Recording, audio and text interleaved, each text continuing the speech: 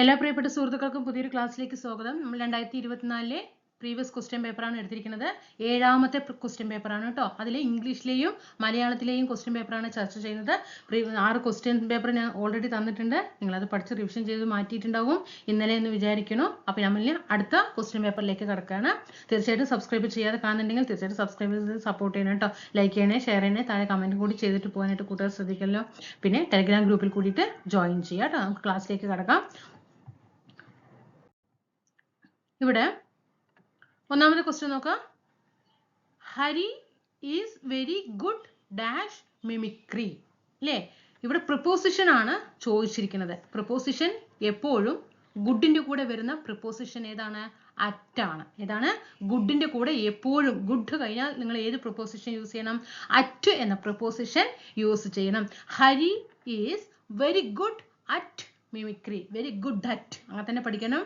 Good at, good at. അടുത്തത് she. Answer ഏതാണ്? C ആണ്. ഷീ ഡാഷ് ബ്രാക്കറ്റിൽ തന്നിട്ടുണ്ട്, സിംഗ് തന്നിട്ടുണ്ട് അല്ലേ? ഒരു വെർബ് തന്നിട്ടുണ്ട്. For 2 hours. അപ്പൊ ഇവിടെ എന്ത് പറയും? അവള് 2 മണിക്കൂറായിട്ട് എന്ത് ചെയ്യാണ്? സിംഗ് പാട്ട് പാടിക്കൊണ്ടിരിക്കുകയാണ് അല്ലേ? സിംഗ് പാട്ട് പാടിക്കൊണ്ടിരിക്കുകയാണ്. അപ്പൊ എന്ത് പറയും? ഇവിടെ 82ാമത്തെ ആൻസർ എന്ത് വരും? ഡി ആണ് വരുന്നത്. നിങ്ങൾ ചെയ്ത് നോക്കണം കേട്ടോ. നിങ്ങൾ ക്വസ്റ്റ്യൻ വായിക്കുമ്പോഴേക്കും പോസ് ചെയ്യണം, എന്നിട്ട് നിങ്ങൾ ചെയ്ത് നോക്കണം. She has been singing for 2 hours. അവൾ 2 മണിക്കൂറായിട്ട് പാടിക്കൊണ്ടിരിക്കുകയാണ്. പാടിക്കൊണ്ടിരുന്ന് കഴിഞ്ഞിട്ടില്ല. ഓക്കെ, കഴിഞ്ഞിട്ടില്ല. ഇപ്പോഴും തുടർച്ചയായിട്ട് 2 മണിക്കൂറായിട്ട് പാടിക്കൊണ്ടേ കേട്ടോ. She has been singing for 2 hours. അടുത്തത് ഇതിൽ നിന്ന് വന്നാണ്? ഇത് ക്വസ്റ്റ്യൻ ടാഗിൽ നിന്ന് വന്നതാണ് അല്ലേ? He hardly remembers anything. അപ്പൊ ഈ തന്നിരിക്കുന്ന സെന്റൻസ് ഒരു ക്വസ്റ്റ്യൻ ടാഗിന്റെ ക്വസ്റ്റ്യൻ ആണെങ്കിൽ ആദ്യം എന്ത് ചെയ്യണം? സെന്റൻസ് നെഗറ്റീവ് ആണോ പോസിറ്റീവ് ആണോ എന്ന് നോക്കണം. നെഗറ്റീവ് ആണോ പോസിറ്റീവ് ആണോ? ഇവിടെ ഒറ്റ നോട്ടത്തിൽ നെഗറ്റീവ് ആയിട്ട് തോന്നില്ല. പക്ഷേ ഹാർഡ്ലി നെഗറ്റീവ് സെന്റൻസ് ആണ്. ഹാർഡ്ലി, അതുപോലെ ബെയർലി, റെയർലി, സ്കെയർസ്ലി, ഇതൊക്കെ എന്താണ്? നെഗറ്റീവ് സെന്റൻസ് ആണ്. അതുപോലെ നത്തിങ് അല്ലെ? നത്തിങ്, നോ, നോട്ട്, ഇതൊക്കെ എന്താണ്? നെഗറ്റീവ് സെന്റൻസ് ആണ് അല്ലെ? അപ്പൊ ഇവിടെ നമുക്കറിയാം തന്നിരിക്കുന്ന സെന്റൻസ് നെഗറ്റീവ് സെന്റൻസ് ആണ്. അപ്പോൾ ടാഗ് പോസിറ്റീവ് സെന്റൻസിലേക്ക് മാറ്റണം. ഓക്കെ, അപ്പൊ ഇവിടെ ഹി ആണ് അല്ലെ? ഹി ആണ്. ഹി വരുന്നത് കൊണ്ട് തന്നെ എന്ത് വരില്ല? ഡു വരില്ല അല്ലെ? അപ്പൊ ഇവിടെ അടുത്ത് നോക്കുക. റിമെമ്പേഴ്സ് അല്ലെ? ഡസ് ഫോം ആണ് അല്ലെ? ഡസ് ഫോം ആണ് ഇവിടെ തന്നിരിക്കുന്നത്. അതുകൊണ്ട് ആൻസർ ഏത് വരും? ഡസ് വരുന്ന ഇവിടെ ആൻസർ ഒരേ ഒരു ഓപ്ഷനേ ഉള്ളൂ അല്ലെ? 83 ഏതാണ്?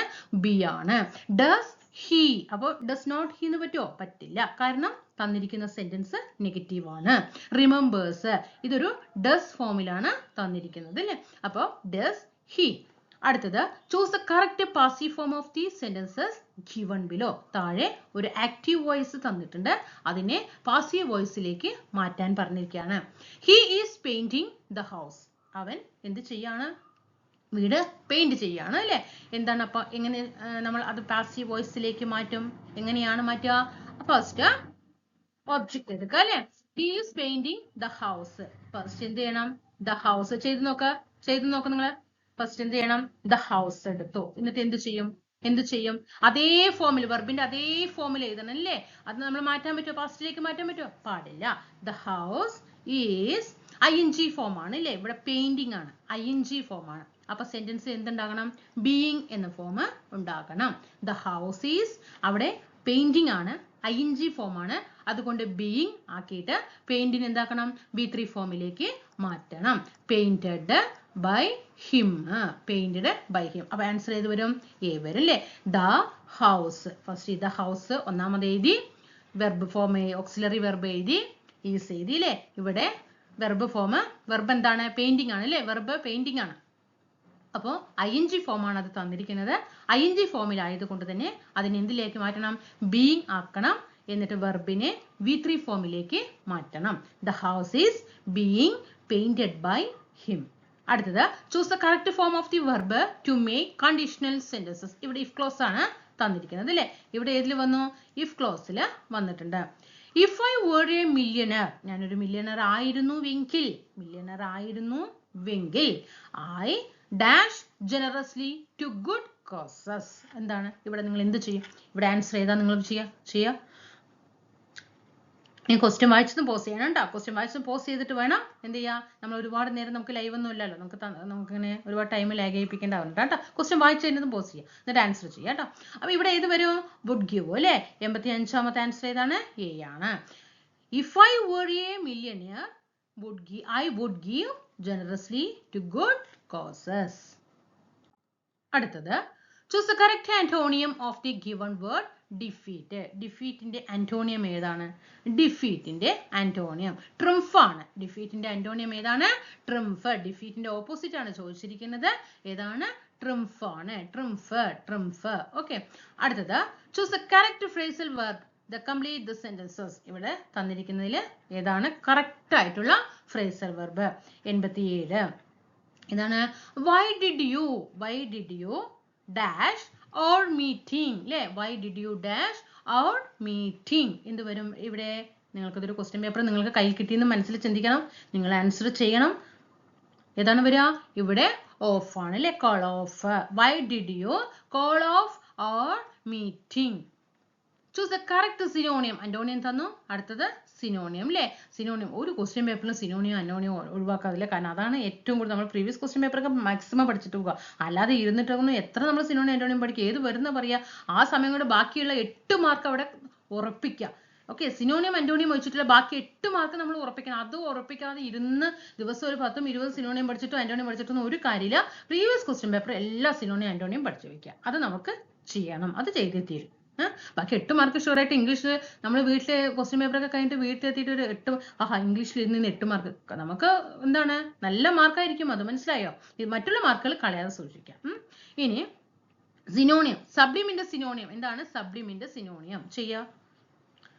88 ചെയ്തു നോക്കുക. ഏതാണ്? ഡി ആണ് അല്ലേ.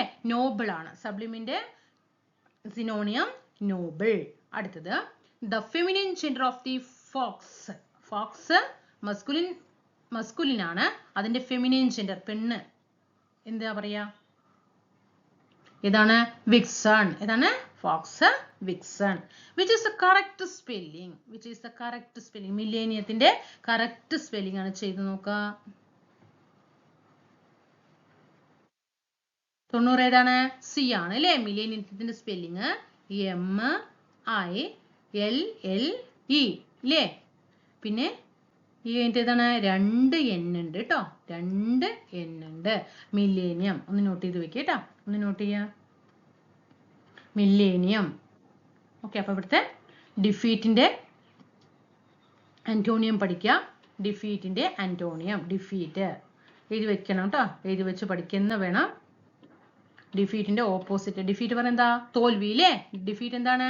തോൽവിയാണ്. ഡിഫീറ്റ് തോൽവിയാണെങ്കിൽ അതിന്റെ ഓപ്പോസിറ്റ് എന്താണ്? വിജയമാണ് അല്ലേ. അപ്പൊ വിജയത്തിന് നമ്മൾ എന്തും പറയും? ട്രിംഫ് എന്നും പറയും ട്ടോ. തോൽവി അതിന്റെ ഓപ്പോസിറ്റ് ട്രിംഫ്. അടുത്തത് ഏതാ നമ്മൾ പറഞ്ഞത്? why did you dash our meeting? call off അല്ലേ. call off our meeting. ഇനി സബ്ലിമിന്റെ സിനോണിയം എന്താണ്? സബ്ലിമിന്റെ സിനോണിയം എന്താണ്? സബ്ലിം പറഞ്ഞ എന്താണ്? സബ്ലിം മീനിങ് ഉദാത്തമായ അല്ലേ. ഉദാത്തമായ നോബിൾ അല്ലേ. നോബിൾ.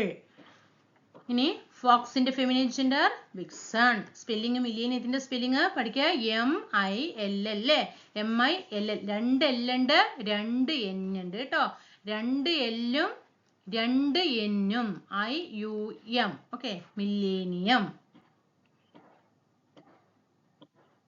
ഇവിടെ എന്തെങ്കിലും കൺഫ്യൂഷൻ ഉണ്ടോ നിങ്ങൾക്ക്? ഓക്കെ.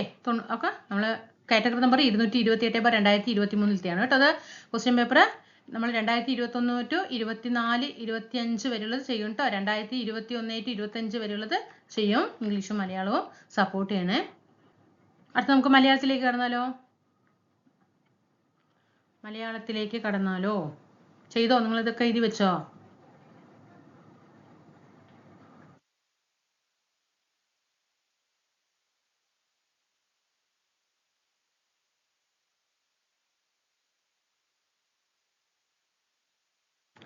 കുറച്ച് എന്തെങ്കിലും പഠിക്കണ്ടേ? സിനോണിംസോ എന്താണെന്ന് പഠിക്കേണ്ടത്? നമ്മൾ കുറച്ച് കഴിഞ്ഞ ക്ലാസ്സിൽ ഒരു 5 സിനോണിംസ് ഒക്കെ പഠിച്ചിട്ടുണ്ടായിരുന്നു അല്ലേ? ഇനി നമുക്ക് ഒരു 5 ആന്റോണിയം പഠിക്കാം കേട്ടോ. ഒരു 5 ഓപ്പോസിറ്റ് പ്രീവിയസ് ആയിട്ട് വന്നിട്ടുള്ളത് പഠിച്ചു വെച്ചോ. അബാൻഡൺ. അബാൻഡന്റെ ഓപ്പോസിറ്റ് എന്താണ് വരിക? അബാൻഡന്റെ ഓപ്പോസിറ്റ് എന്ത് വരും? പഠിക്കുക. അബേറ്റിന്റെ ഓപ്പോസിറ്റ് എന്ത് വരും? പഠിച്ച് അറിയണ്ട നോക്ക് നിങ്ങൾക്ക്.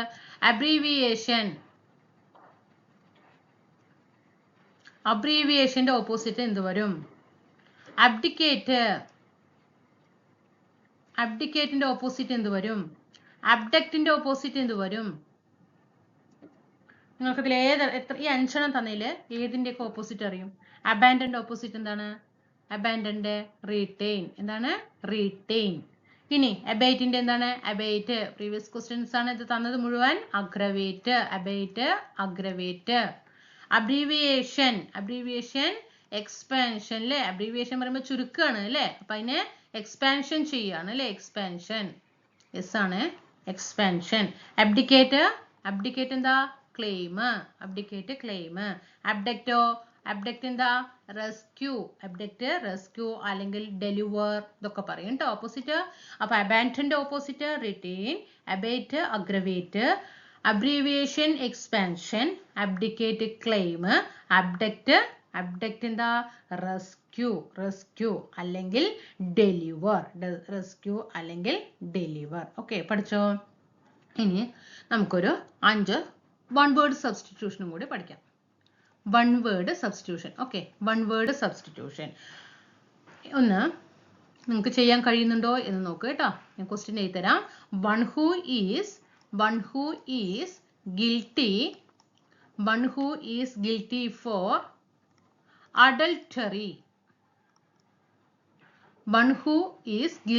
Four adultery. എന്താണ് ഇതിന്റെ വൺ വേർഡ് സബ്സ്റ്റിറ്റ്യൂഷൻ വരിക? നന്നായിട്ട് പഠിച്ചവർ റിവിഷൻ ചെയ്യുക, പുതിയതായിട്ട് പഠിക്കുന്നവർ നോട്ട് ചെയ്ത് തന്നെ പഠിക്കുക. ഓക്കെ, എന്ത് വരും? അഡൾട്രസ്. എന്താണ് adulteress? ADULTERESS. Adulteress. One who is guilty for adultery, adulteress. ഇനി a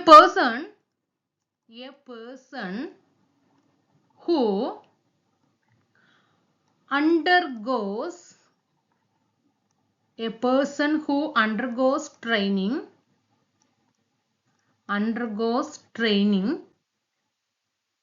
in any trade വ്യാപാരം അല്ലേ? trade or occupation. എന്താണ് ഇതിന്റെ വൺ വേർഡ് സബ്സ്റ്റിറ്റ്യൂഷൻ? എന്ത് വരും? A person who undergoes training in any trade or occupation. Apprentice. എന്താണ്?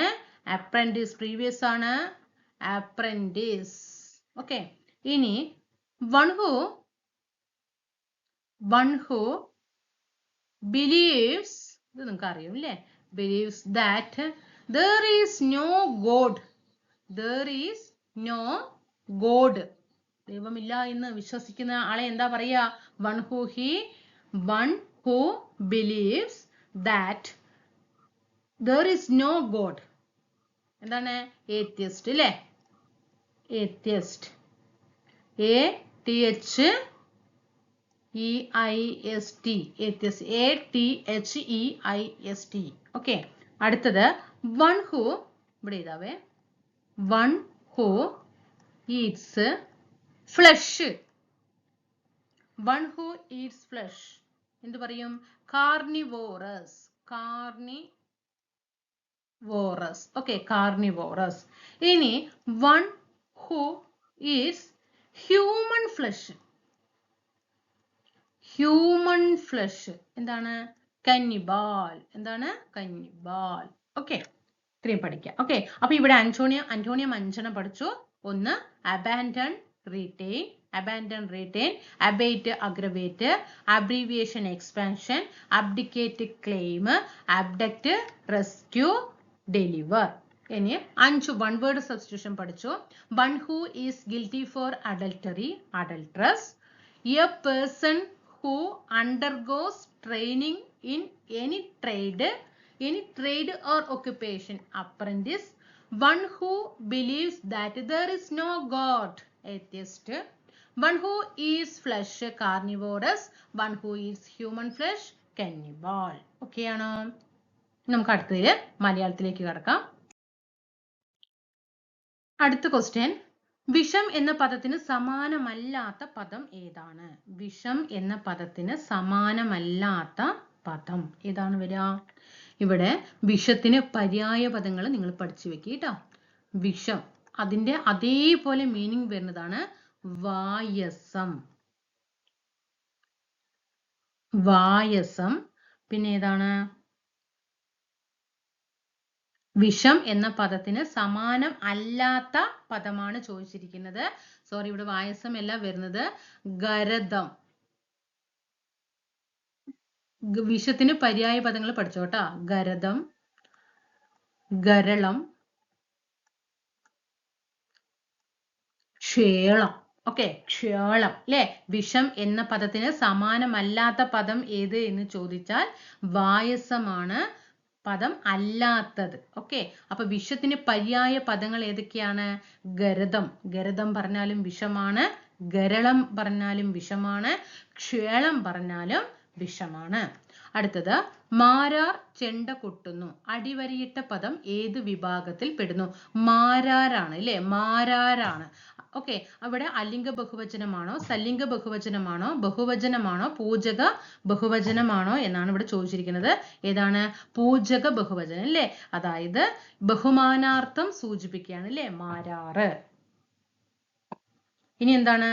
താഴെ കൊടുത്തിട്ടുള്ളവയിൽ പുല്ലിംഗത്തിൽ പെടാത്തത് ഏത്? പുരുഷനാമത്തിൽ പറയാത്തത്. കുട്ടി ഏത് കുട്ടിയാണ്?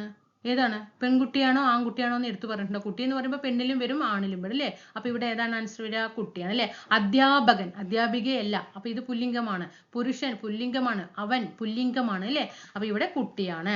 ശരിയായ പദം തിരഞ്ഞെടുത്ത് എഴുതുക. ഇവിടെ അത്ഭുതം തന്നിട്ടുണ്ട്. അത്ഭുതം എങ്ങനെയാണ് എഴുതുക? എങ്ങനെയാണ് എഴുതുക? ഡി ആണ് അല്ലെ, അത്ഭുതം. ഇനി അണിഞ്ഞൊരുങ്ങി നടക്കുന്നവൻ എന്ന അർത്ഥം ലഭിക്കുന്ന പ്രയോഗം. അണിഞ്ഞൊരുങ്ങി നടക്കുന്നവൻ ഏതാണ്? അഴകിയ രാവണൻ. അണിഞ്ഞൊരുങ്ങി നടക്കുന്നവൻ എന്ന അർത്ഥം ലഭിക്കുന്ന പ്രയോഗശൈലി ഏതാണ്? അഴകിയ രാവണൻ. താഴെ കൊടുത്തിട്ടുള്ളവയിൽ ഭൂമി എന്ന അർത്ഥം ലഭിക്കുന്ന പദം. ഭൂമി. ഭൂമിക്ക് ഏതാണ്? ഭൂമി. ഭൂമി എന്ന അർത്ഥം വരുന്നത് ഏതാണ് ഇതില്? ഭൂമി എന്ന അർത്ഥം ലഭിക്കുന്ന പദം ഏതാണ്? എ ആണ് കേട്ടോ. ക്ഷിതി പറഞ്ഞാൽ എന്താണ്? ക്ഷിതി പറഞ്ഞാൽ ഭൂമിയാണ്. ക്ഷിതി ഭൂമി, ക്ഷിതി ഭൂമി. നിന്ന എന്ന പദത്തിന്റെ വിപരീതം. നിന്ന ഏതാണ്? സ്തുതി കേട്ടോ. നിന്ന എന്ന പദത്തിന്റെ വിപരീതം സ്തുതിയാണ്. നിന്ന, നിന്ന ഓപ്പോസിറ്റ് സ്തുതി. അടുത്തത്, കാറ്റുള്ളപ്പോൾ തൂറ്റണം എന്ന ചൊല്ലിന്റെ അർത്ഥം. കാറ്റുള്ളപ്പോൾ തൂറ്റണം എന്ന ചൊല്ലിന്റെ അർത്ഥം ഏത്? ഏതാണ് വരിക? അവസരത്തിനൊത്ത് പ്രവർത്തിക്കണം. താഴെ തന്നിട്ടുള്ളവയിൽ ആഗമസന്ധിക്ക് ഉദാഹരണം ഏത്? ആഗമസന്ധിക്ക് ഉദാഹരണം ഏതാണ്? ഡി ആണ് അല്ലെ, വഴിയുണ്ട് അല്ലെ, വഴിയുണ്ട്. ഓക്കെ, യായും വായും എന്ന അക്ഷരം ഉണ്ടെങ്കിൽ തന്നെ അതിൽ എന്ത് ശ്രദ്ധിക്കുക? യാ. കണ്ടോ? വഴിയുണ്ട്. അതുപോലെ തിരുവോണം, തിരുവോണം, വായുണ്ട്. കണ്ടോ? അങ്ങനെയൊക്കെ വരുന്നത് ഏതാണ്? ആഗമസന്ധിയാണ് കേട്ടോ. യഥാ പ്ലസ് ഇഷ്ടം എന്നത് ചേർത്തെഴുതിയാൽ, യഥാ പ്ലസ് ഇഷ്ടം ചേർത്തെഴുതിയാൽ ഏതാണ്? യഥേഷ്ടം. ഓക്കെ, യഥേഷ്ടം. ചിലപ്പോ യഥേഷ്ടത്തിനെ പിരിച്ചെഴുതാൻ തരും. യഥേഷ്ടത്തിന് പിരിച്ചെഴുതാൻ തന്നാൽ എങ്ങനെ എഴുതണം? യഥാ പ്ലസ് ഇഷ്ടം. ഓക്കെ, യഥാ പ്ലസ് ഇഷ്ടം, യഥേഷ്ടം. പിന്നെ കുറച്ച് ചേർത്തെഴുതല് പഠിക്കാം കേട്ടോ. കുറച്ച് ചേർത്തെഴുതല് പഠിക്കുക. എപ്പോഴും ചോദിക്കും ചേർത്തെഴുതുക. പോട്ടെ, പോട്ടെ പ്ലസ് അവൻ എങ്ങനെ പിരിച്ചെഴുതും? പോട്ടെ പ്ലസ് അവൻ എങ്ങനെ പിരിച്ചെഴുതും? റഫ് ബുക്കിൽ എഴുതി നോക്കുക കേട്ടോ. പോട്ടെ പ്ലസ് അവൻ എങ്ങനെ പിരിച്ചെഴുതും? അതുപോലെ അല്ല, സോറി, ചേർത്തെഴുതും. ദു, ദു പ്ലസ് ജനം എങ്ങനെ ഇവിടെ ചേർത്തെഴുതും? ചേർത്തെഴുതി നോക്കുക കേട്ടോ നിങ്ങള്. വാക്ക് പ്ലസ് വാദം എങ്ങനെ ചേർത്തെഴുതും?